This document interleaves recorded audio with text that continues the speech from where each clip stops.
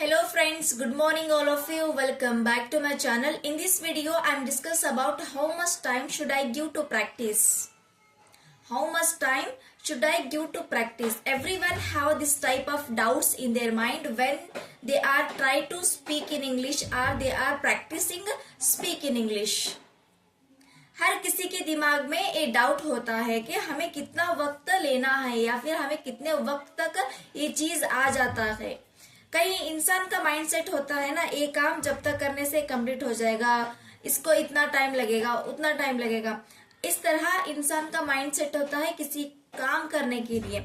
इसी तरह इंसान को इंग्लिश सीखने के लिए भी मुझे वक्त इतना देना चाहिए या फिर इतने वक्त तक मैं इंग्लिश को परफेक्ट कर सकती हूँ, मैं इंग्लिश को सीख सकती हूँ।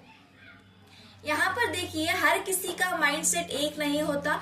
Everyone not have the same lifestyle, everyone not have the same schedule, life schedule, other time schedule.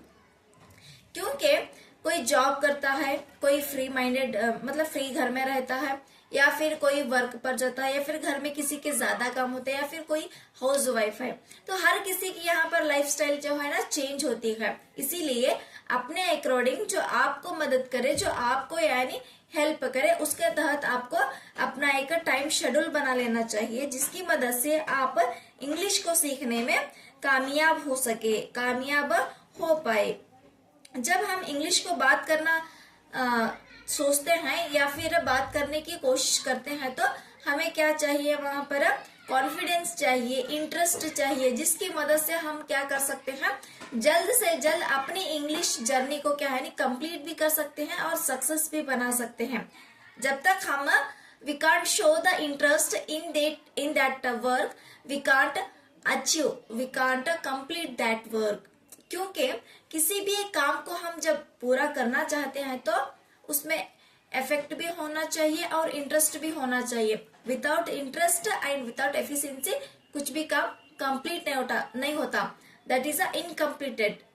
इसीलिए जब आप प्रैक्टिसिंग के लिए स्टार्ट करते हैं तो with the confidence, with the interest, with the efficiency you start that, then you can achieve your goal, then you can success to speaking in English, success in the practicing in English.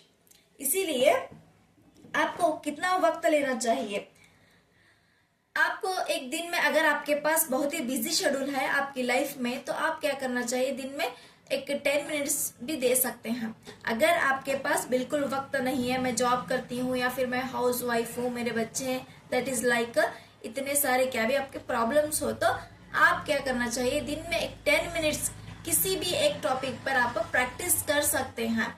Practising करने से क्या होता है, आपका English level बढ़ सकता है।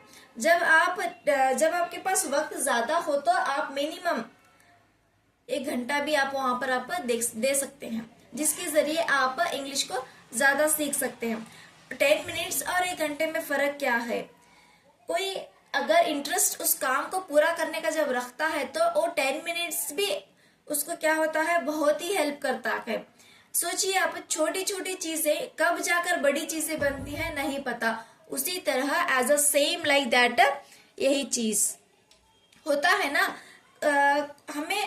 हमारे पास पहला क्या होना चाहिए, वहां पर इंटरेस्ट होना चाहिए। अगर हमारे पास इंटरेस्ट किसी वर्क में हम दिखाते हैं, शो करते हैं, तो दैट इज अ सक्सेस। इसीलिए अगर आप दिन में 10 मिनट दोगे तो भी आपको बेनिफिट्स मिलने वाले हैं। अगर आप दिन में 1 आवर देने वाले हैं तो भी आपको बहुत सारे बेनिफिट्स मिलने वाले हैं। अपनी लाइफस्टाइल के हिसाब से आप अपने टाइम टेबल को डालकर, अपने टाइम शेड्यूल्स को देखकर आप प्रैक्टिस करना सीख सकते हैं। जब आप दिन में 1 घंटा प्रैक्टिस करते हैं तो वहां पर आपको क्या होता है, ज्यादा नॉलेज मिलेगी, बट इंटरेस्ट क्या होता है, सबका सेम नहीं होता।